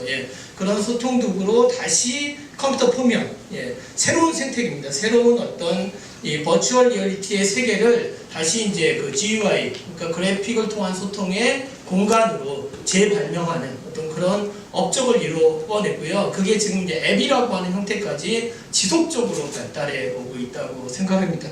그러고 나서 이제 말씀을 드리면 지금 이 점점점 데이터 혁명이 일어나고 데이터를 이제 표현하는 노현재 선생님 설명 잘 하시기 때문에 지나가겠습니다. 근데 두 가지 큰 흐름이 있습니다. 저는 이제 인포그래픽이라고 하는 단어가 있고요. 그 다음에 이제 데이터 비주얼라이제이션, 데이터 시각화라는 단어가 있는데 이걸 좀 구분해서 좀 쓰고 싶은 생각이 드는데 지금 노현지 선생님이 아까 이 거대 기업이 정보를 이 데이터를 조작해서 컴퓨터 프로그래밍을 하거나 이렇게 해서 어떤 것들을 보여주는 정보의 어떤 정보를 시각적 형태로 보여주는 이런 것들을 이제 데이터 비주얼라이제이션, 그러니까 데이터 시각화라고 부르고 싶고요. 인포그래픽은 그거보다 훨씬 넓은 개념이어가지고 데이터가 없어도 사실 인포그래픽은 할 수 있는 그런 형태거든요. 그래서 이 데이터 비주얼라이제이션이 조금 기술적이고 그 다음에 정보의 어떤 전달에 좀 이렇게 초점이 훨씬 더 많이 가 있고 그 다음에 뭔가 이렇게 아트스럽지 않은 어떤 평면적 정보를 주로 전달하는 도구라고 한다면 인포그래픽은 그거보다는 조금 더 물론 이제 인포 아트라고 부를 수 있는 또 선생님이 하셨다 실패한 어떤 인포 아트라고 하는 것이 존재할 거라고 생각하거든요. 아직 좀 불확실한 형태긴 하지만 그래서 인포그래픽이라고 하는 것들은 그거보다는 좀 더 예술적이고 뭔가 정보 표현적이고 약간 좀 그 다음에 이제 좀 입체적이고 깊이가 있는 그런 정보를 다루는 그런 것들을 우리가 인포그래픽이라고 좀 데이터 비주얼라이제이션하고 좀 구분하는 의미에서 그렇게 부를 수 있지 않을까라고 생각을 하고 흔히 우리가 인포그래픽이라고 하는 것에서 많이 유통되고 있는 그런 것들은 데이터 비주얼라이제이션의 영역에 많이 속해 있고 인포그래픽은 그거보다는 조금 더 아트 쪽에 가까운 어떤 그런 개념이 좀 들어있지 않나라는 좀 생각을 개인적으로는 하고 있습니다. 근데 그 이제 세계문자 인포그래픽 작년에 했던 저도 이제 8개의 작품을 다 봤는데 예, 전달력은 꽝입니다. 솔직히 말씀드리면 예, 그걸 보고 어떻게 전달을 할 수 있겠어요. 그러니까 정보 전달에 관계되는 부분은 굉장히 꽝인데 중요한 건 그걸 지향하고 있지 않다는 거죠. 이 인포그래픽이라고 하는 것들은 기본적으로 지향하고 있는 게 미디어로서의 예술이라고 하는 거예요. 뭔가를 전달한다는 의미에서 미디어이긴 하지만 실질적으로 이 그 그래픽들이 각각 지향하고 있던 것들은 어떤 데이터의 전달보다는 이 어떤 뭐라고 해야 되나 아트로서 존재하고 싶어하는 예, 그런 어떤 의지가 굉장히 강하게 예, 느껴졌습니다. 안에 뭐 물론 그 데이터로서의 그 기본적인 법칙 같은 것들이 있었지만 그런 것들이 굉장히 많이 느껴져서 저는 이제 그 책을 만드는 사람들은 다 어떻게 생각하냐면 아트로서의 미디어를 많이 생각을 하거든요. 실질적으로. 그러니까 여러분들 이제 그 이 북 디자인 같은 것들을 배울 때 계속 그런 생각을 하는데 저는 미디어를 만드는데 그걸 예술품에 가깝게 만들어야 좋은 작품을 만들었다고 이야기를 하거든요. 편집자들의 세계에서는 기본적으로 그렇게 생각하죠. 근데 이거는 반대의 움직임을 가지고 있다. 이게 굉장히 저한테는 흥미롭고 재밌었습니다. 그러니까 일종의 원래 미디어여야 하는데 예, 미디어의 틀을 벗어나가지고 아트 쪽으로 계속 이렇게 움직여가는 그런 운동을 여기서 하나 보여주고 있다. 이게 이제 노 선생님이 얘기하신 정보의 질적 표현이고 또 그 이 일종의 자본에 그 지배되는, 자본에 독점되는 정보의 어떤 특정한 형식의 해방이고 이런 걸로 우리가 볼 수 있지 않을까 그런 생각을 해봤습니다. 그래서 그 구체적인 작품을 보면 제가 이거 어떻게 보여줘야 되죠?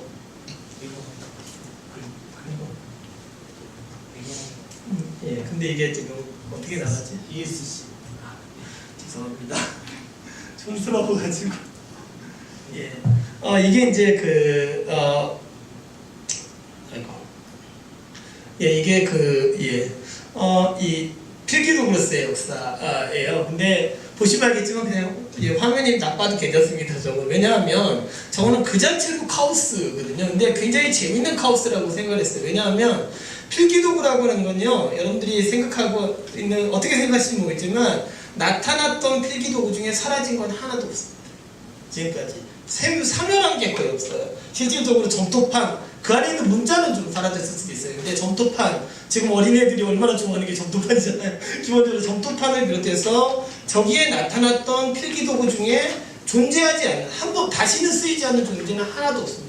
여러분들 조각하시면 돌 갖다 저기 조각하시죠 기본적으로. 그 다음에 종이 쓰죠. 양피지 아직도 그대로 쓰고 있고요. 그래서 저기에 나타났던 기본적으로 매질, 특히 이 필기도구의 대상이 되는 매질은 사라진 것이 거의 없고요. 당연히 깃털 이런 것들도 여러분들이 어떤 상황에 접하게 되면 그리고 손가락이라도 하다못해 모두 필기도구로 사용합니다. 그래서 저 자체는 사실 저는 이렇게 생각을 했어요. 제가 이건 이해를 잘한 건지 모르겠는데 저 자체가 그 필기도구의 다양성을 보여주는 그런 대혼란을 보여주는 어떤 그런 카오스적 코스모스라고 하는 개념으로 좀 이야기를 해보고 싶었어요. 그래서 카오스적 코스모스를 보여주기 위해서 저런 표현 형식, 저런 복잡한 표현 형식을 일부러 택한 것은 아닐까 이렇게 좀 긍정적으로 이해를 해봤습니다.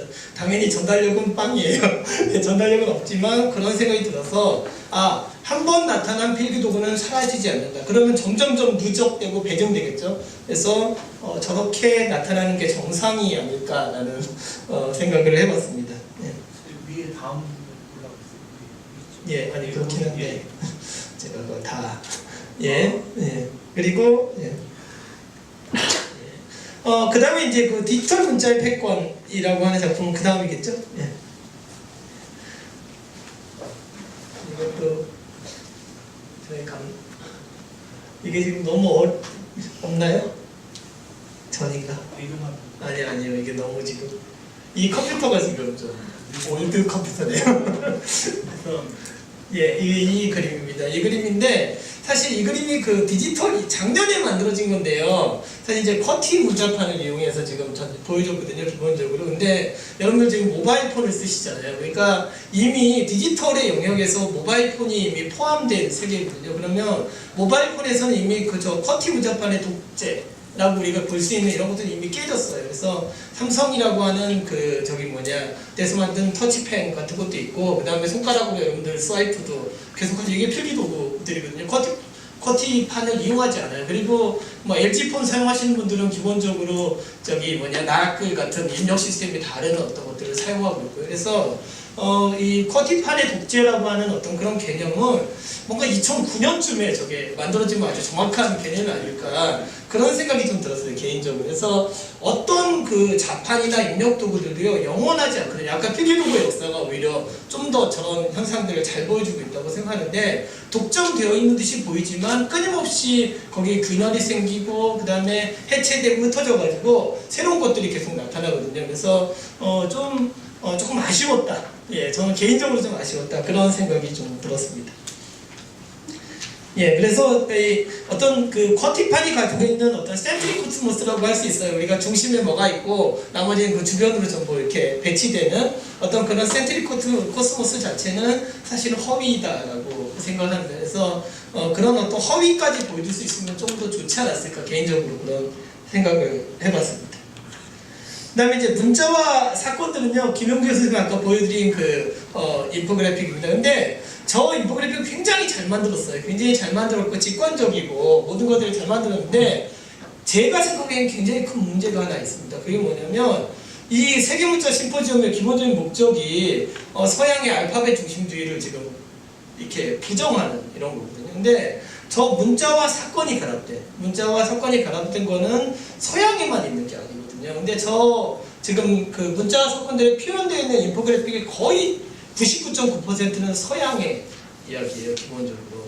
중국에서도 오래전부터 공화제 문서가 남아있고요. 그 다음에 뭐 혁명에 관한 문서도 이미 이 상나라 시대 때 이미 혁명에 관한 문서가 존재하거든요. 그러니까 그런 어떤 그 동양 쪽에서 나타났던 수많은 어떤 문자와 뭐 하다못해 그 연암의 문체 반전 같은 것들도 굉장히 중요한 사건이죠. 김용현 선생님이 얘기하셨지만, 그런 어떤 문자와 사건이 결합돼 가지고 있었던 것들은 굳이 알파벳의 세계가 아닌 전 세계에 골고루 존재하거든요. 그런 것들이 좀 더 연구되고 축적돼서 저 안으로 좀 들어오면 좀 더 재밌는 어떤 인포그래픽이 되지 않을까 싶고요. 예. 그 다음에 그 주술적 문자를 저는 개인적으로 제일 재밌게 봤습니다. 그러니까 사실 이제 모든 문자는 저희가 정보를 전달하고 한다고 생각하면 안 되거든요. 보여드릴까요? 이건 무슨 미디어 지도고요.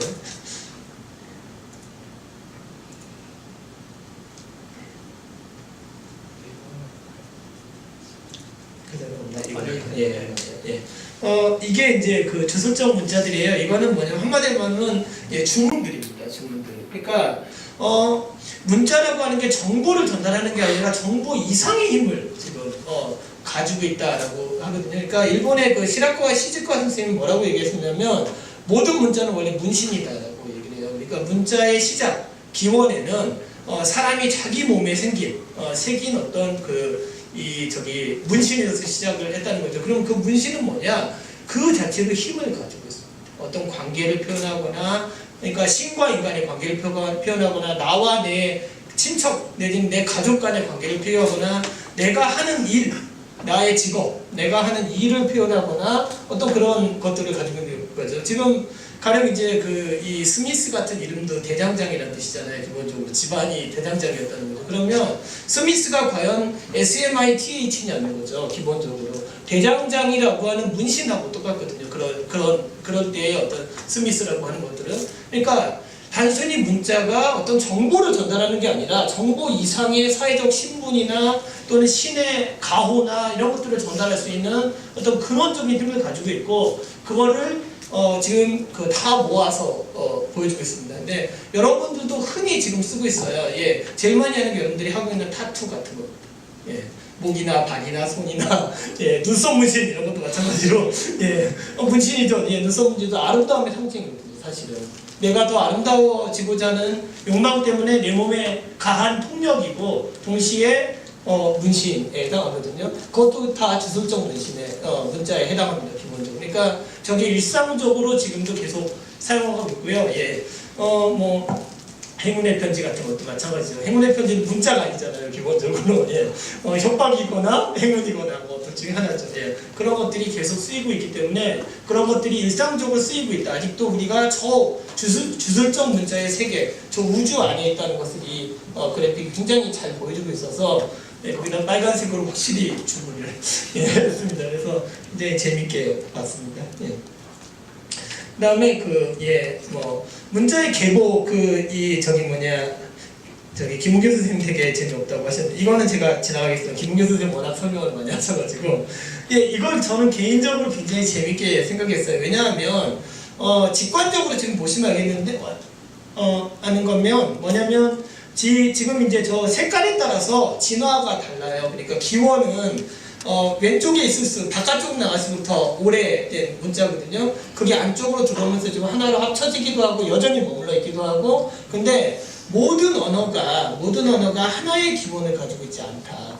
여러 개의 기본을 가지고 있고요. 그 다음에 아직 하나를 향해서 이 돌진하고 있지도 않고요. 그 다음에 사라지지도 않았어요. 그래서 이런 걸 저는 이제 산포라고 얘기를 하고 싶습니다. 그러니까 지금까지 저희가 문자의 계보들을 그리면 대부분 어떻게 되냐면 시간 순서대로 쭉 나와가지고 어떤 건 사라지고 소멸하고 이런 방식으로 존재하는데 이거는 일종의 문자의 공진화 같은 것들을 보여주는 그런 좀 느낌으로서 그랬습니다. 물론 이것도 김은교 선생님 얘기대로 자세히 들여다보기 전에 하나도 지금 안 보이죠. 하나도 안 보입니다. 그래서 이것도 이 여러 가지 문자의 산포나 공진화를 보여주는 방식의 인포그래픽으로서 저는 개인적으로 좀 재밌었다고 생각을 합니다. 그다음에 문자가 없는 세상 이거는 아까 김은교 선생님 보여주셨는데 이거는 이겁니다. 문자가 없죠. 없는데 사실은 이제 원천적으로 제가 아까 프로토그래피의 세계로 가면요 이 안에는 문자가 가득 차 있거든요. 지금 가령 여기 보시면 알겠지만 이런 지금 이 탁자 위에 올려놓고 네모 세모 플러스 이런 걸로 지금 좀 크게 보일까요? 어떻게 키우죠? 이렇게 하면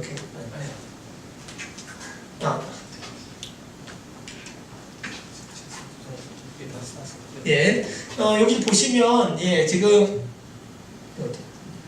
거기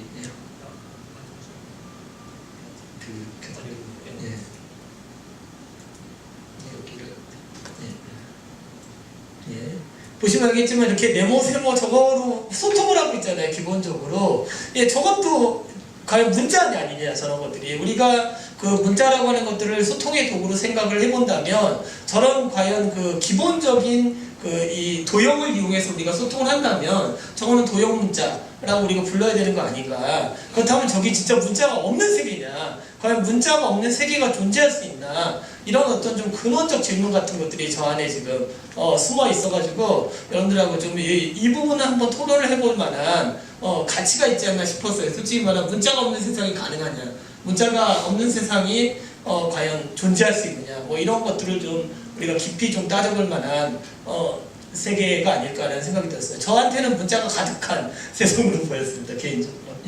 그리고 이제 마지막으로 노현희 선생님이 하셨는데 이거 되게 재밌는 거예요. 저는 이걸 왜 재밌게 생각을 했냐면 저희가 이제 미셸 푸코의 말과 사물이라고 하는 책에 보면 앞에 모레스의 웃음이라고 하는 게 나옵니다. 뭐냐면 모레스가 어느 날 이 책을 썼는데 그 책에 이상한 분류가 나옵니다. 그러니까 중국 황제를 위한 동물 분류 백과사전이 나오거든요. 근데 가령 멀리서 보면 파리처럼 보이는 동물, 그다음에 기타, 그다음에 이 젖을 빠는 동물, 이런 식으로 해가지고 기존에 우리가 생각했던 분류의 시스템, 분류 체계 바깥에 새로운 분류 체계, 사물을 보는 새로운 방식이 존재한다라고 생각하는데.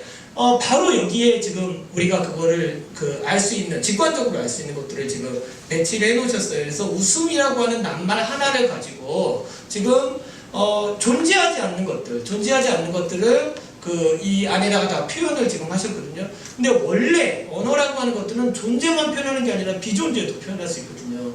유령 이런 것들, 없지만 우리 표현할 수 있죠. 용 아세요? 용 어떻게 생겼는지? 대충 알죠?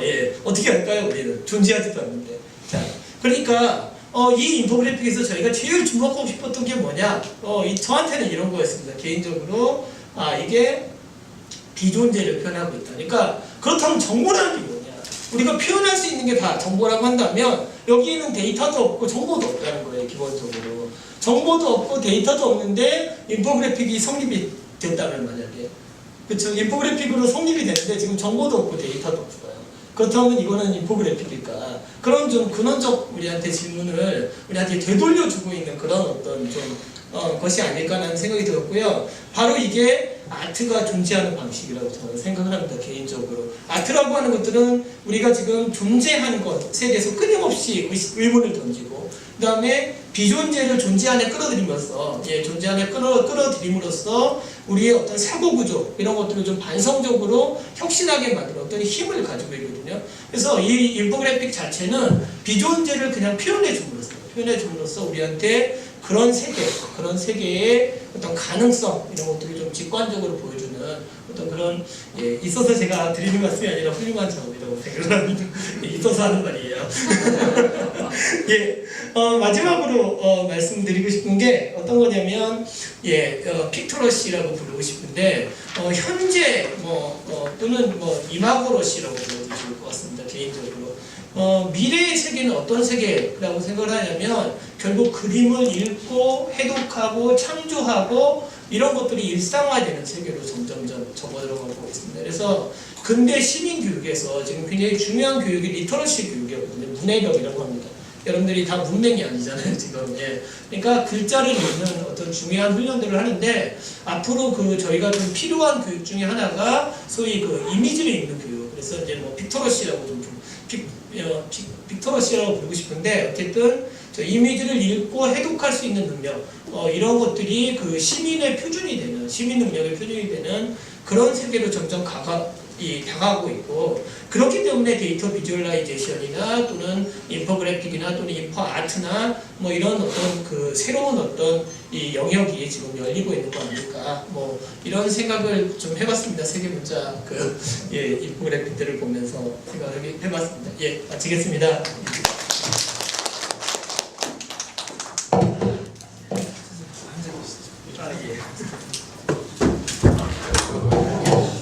재밌었죠, 그죠? 네, 재밌었고 또 풍부한 그 정보가 있었습니다. 구혜선 선생님도 나왔어요. 같이 앉아서. 아니죠. 괜찮으세요? 선생님 가운데 앉으시죠. 제가 여기 있으려고요.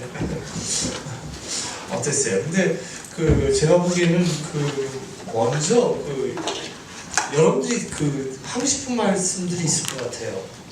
그냥 여기서 더 얘기하는 것보다는 그래서 우리 선생님들 좀 시간도 드리고 좀 생각하시면서 못했던 얘기를 갖다가 한 3분씩 할 수 있는 기회를 나중에 드릴 것이고요. 먼저 여러분들이 들으신 여러분들께서 혹시 아니 이런 생각도 해봤다, 이런 거 이렇게 생각해봤다 이런 질문들이 있으시면 질문도 해주시고 그러면 좀 좋겠습니다. 차이가 발생되는 질문이 좋겠어요. 그 말이 맞다 이게 아니라 차이가 갭이 발생해서 좀 우리가 정보량이나 상상력에 좀 두께가 생길 수 있는 그런 질문을 해주시면 좋겠습니다. 누가 해주시겠습니까? 자기소개도 해주시고 그러면 좋겠어요. 네, 저는 숙명여대 미디어학부 윤수연입니다.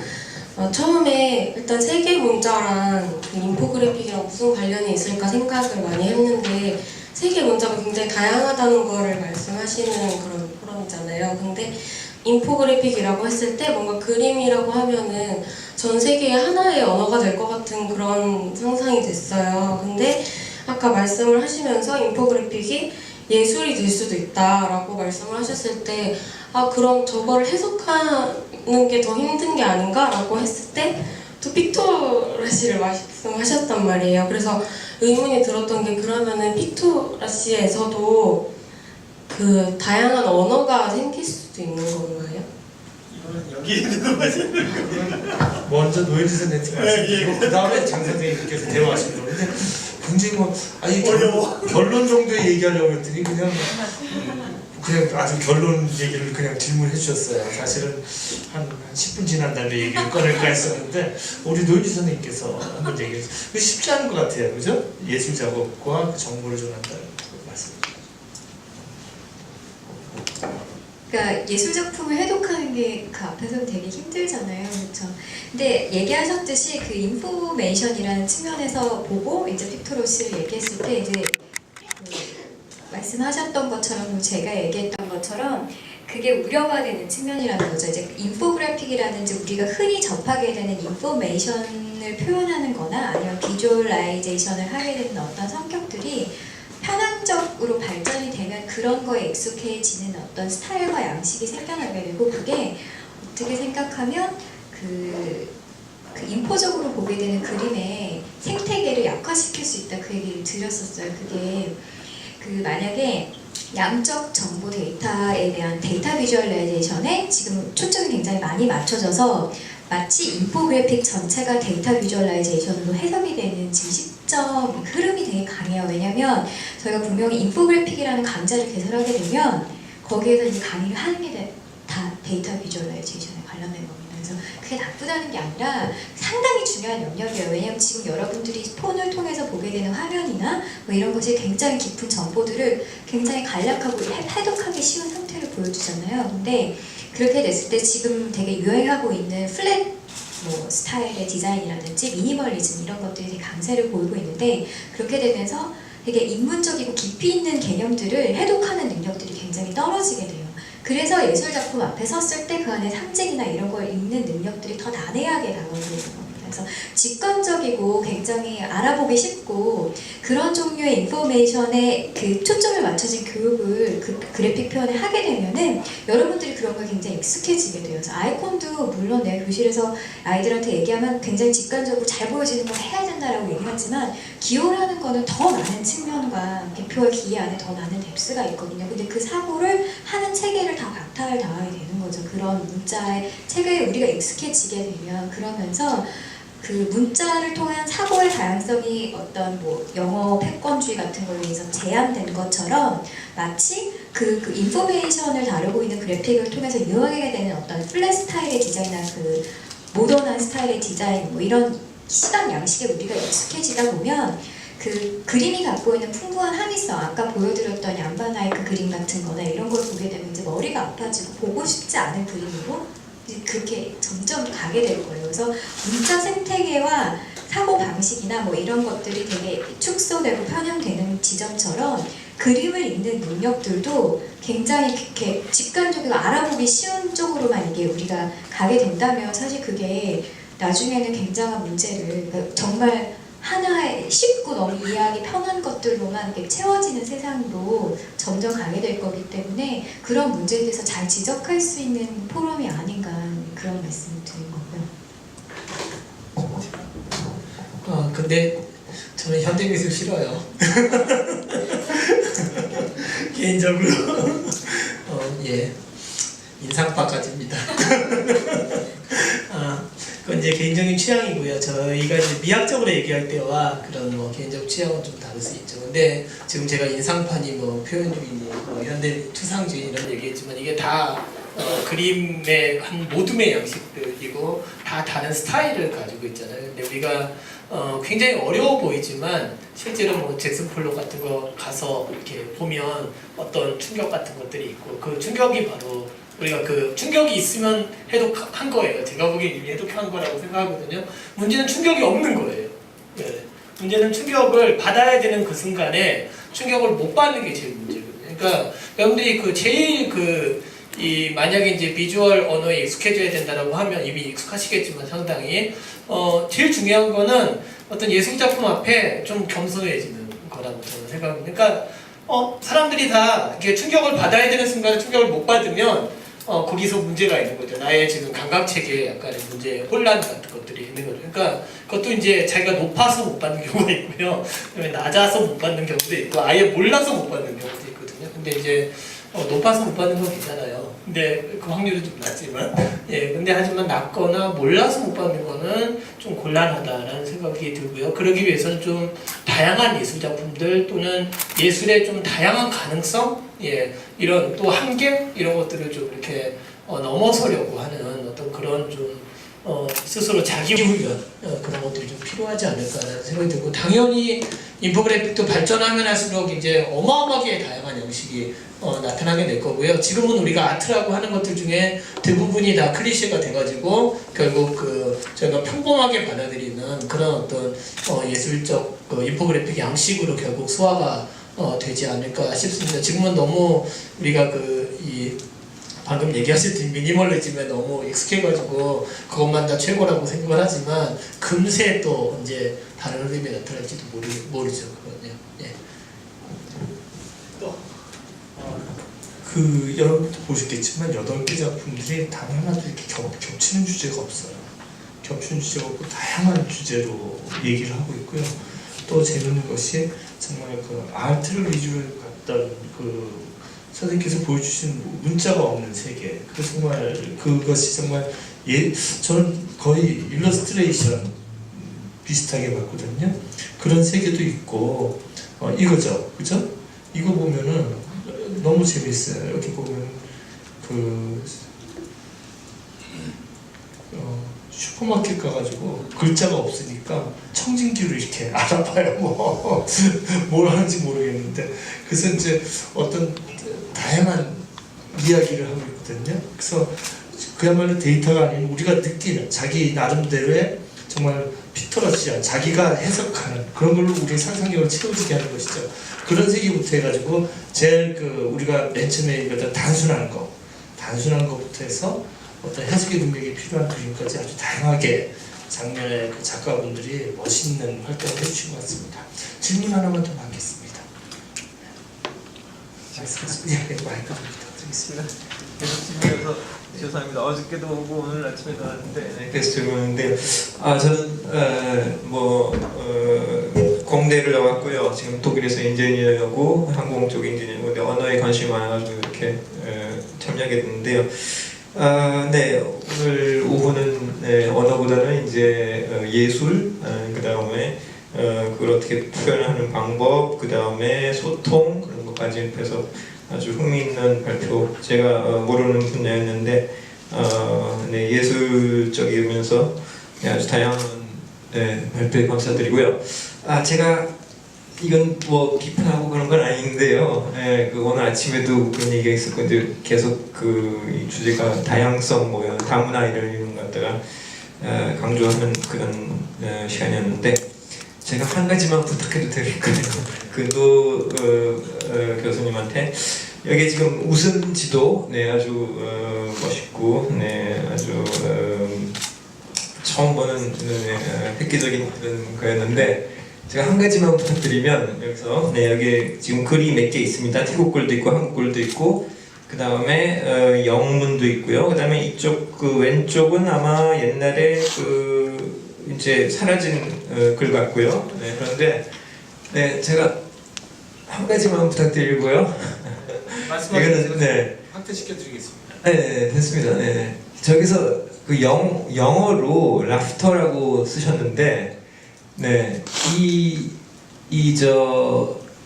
그러니까 지금 영어를 우리가 쓰는 영어, 독어, 불어 해서부터 그냥 쭉 있는데 서양에서 쓰는 이 영문, 우리는 지금 영문이라고 그러는데 사실 이게 알파벳이거든요. 라틴 알파벳이거든요. 그러니까 로마에서 이렇게 역사를 이제 가다 보면 그리스 알파벳이 있고 그래서 거기서 파생된 게 이제 라틴 알파벳인데. 그래서 저게 기원이 지금 이태리거든요. 이태리.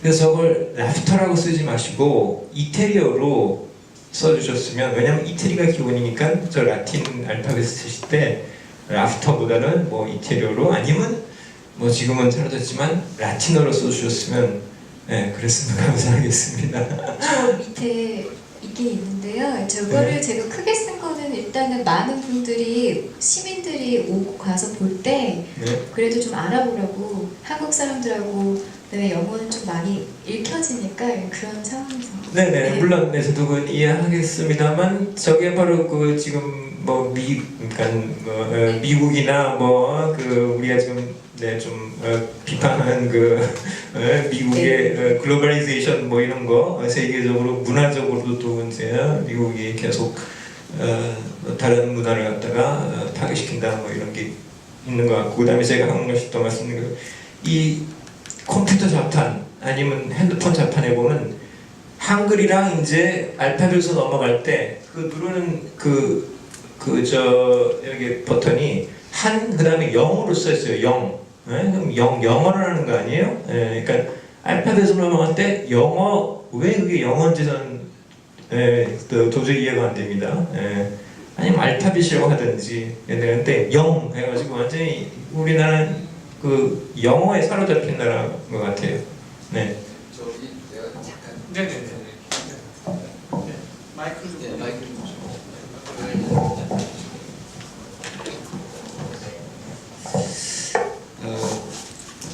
작년에 이거 시작하게 된 배경이 그 이미어진이라는 큐레이터가 뭘 그런 전시를 할 때 어떤 게 효과적일까 고민을 하다가 여러 차례 기획을 했는데 인포그래픽이 하면 좋겠다 해서 시작을 했어요.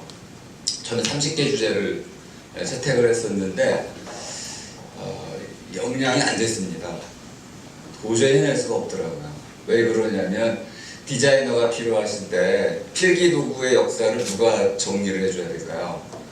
디자이너가 못하시죠. 인문학자가 해야 되는데 저 3개월 동안 자료 조사를 하면서 만들고 또 조사해서 또 첨부하고 우리 한 번도 해본 적이 없으니까 이런 과정을 실수는 이루 말할 수 없는 거고요. 이걸 내가 왜 해야 되는지도 모르겠고 다양한 경우들이 있었습니다. 그래서 중간에 거의 많은 분들이 포기를 하셨죠. 제가 정보를 드리면 못 그려내시죠. 그러면 이제 포기가 되는 거죠. 근데 우리 노현지 디자이너께서는 굉장히 많이 웃으셨어요.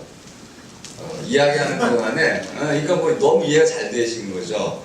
무엇을 말하려고 하는지 어떻게 표현해야 될지 지금 여기까지 안 보여주셨지만은 그 밑그림이 저랑 대화하는 그 동안에도 밑그림이 수십 장이 나왔어요. 이렇게 저렇게 그죠?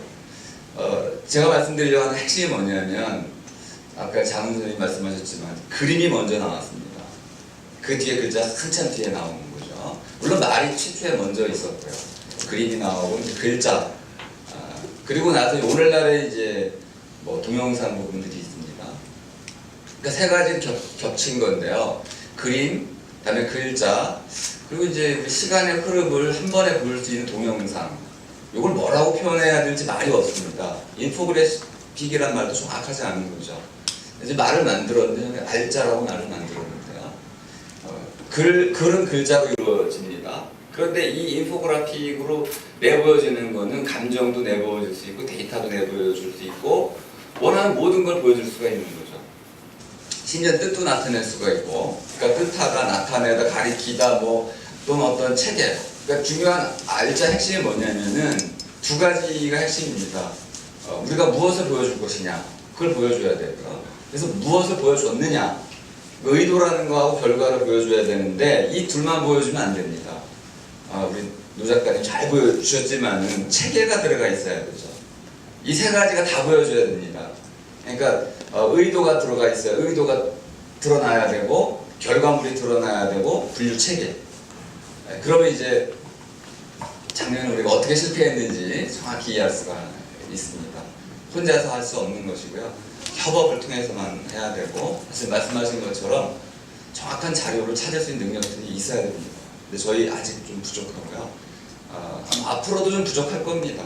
자료 찾기 이런 작업들은 아까 이제 그 동양적인 부분, 필기도구 이런 것들 또는 이제 전 세계적으로 조사해 보면 페르시아 쪽도 굉장히 많이 있는데 제가 찾아가서 몇 분께 부탁을 드렸어요.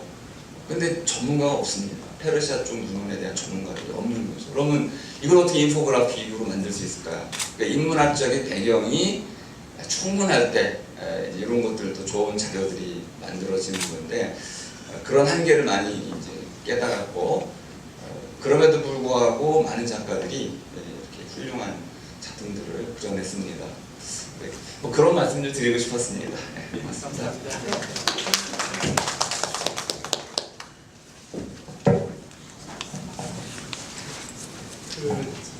과장에 대한 말씀을 주셨고요. 우리 선생님께서는 굉장히 귀한 조언 같아요. 그러니까 우리 자료를 택할 때도 동서고근, 그죠? 아까 이제 동양 너무 서양 쪽에 치우쳤다는 우리 장 선생님 얘기도 있었고, 그다음에 또 서양을 할 때도 좀 가려서 좀 했으면 좋겠다. 그 의미를 좀 지향성 같은 거 지적해 주시면 조언으로 이렇게 받아들여야 될 얘기 질문은 아닌 것 같습니다. 그래서 앞으로 창작하실 때 또 우리 인문학자들이 이런 균형을 그 윤동주가 1938년에 연희전문 들어갔을 때 그 당시 학풍이 동서고금이었거든요. 동양과 서양과 고대와 최근의 책을 읽는 그런 그 균형 감각이 있는데 요즘에 우리가 잃은 것 같아요. 선생님 말씀대로 너무 영어 지향적으로 가지 않나. 그래서 또 이제 다음에 우리 작업할 때 좀 더 넓게 다양하게 할 수 있을 것 같습니다. 시간이 됐습니다. 근데 우리 선생님들 말씀 안 하신 거 있을 것 같아요. 그래서 1분씩만 말씀을 듣고 오늘 이 자리에 마무리할까 싶습니다. 우리 선생님부터 한 말씀, 못하신 말씀 있으시면 먼저. 예, 주인공이 나중에 나와야 되니까 제가 먼저 하겠습니다. 저는 사실 이제 굉장히 즐거웠어요. 그림 보는 건 너무 즐거웠는데 제가 글을 마무리 못한 거는 일단 죄송스럽게 생각을 하고요. 기필코 보충해서 드리겠습니다. 그리고 이렇게 이제 인포그래픽이 한국에서도 이렇게 수준 높은 인포그래픽이 만들어질 수 있다는 게 굉장히 저는 놀라웠다고 생각합니다. 개인적으로. 그래서 개인적으로 저도 굉장히 많은 어떤 이런 작업들을 같이 협업 작업들을 해보고 싶은 개인적인 생각이 좀 들었습니다. 그러니까 특히 이제 저의 전공 분야인 책이나 또는 이제 뭐 이어진 분야적 문자나 이런 것들을 좀 같이 협업할 수 있는 기회가 있으면 같이 기꺼이 일을 했으면 좋겠습니다. 그런 생각이 듭니다. 선생님 그 책 표지나 이런 거 디자인해서 선생님이 만드셨는데 못하셨죠? 아니요, 북 디자인은 할 말이 별로 없고 아까 말씀드렸지만 뭐 다른 거는 아니고 이제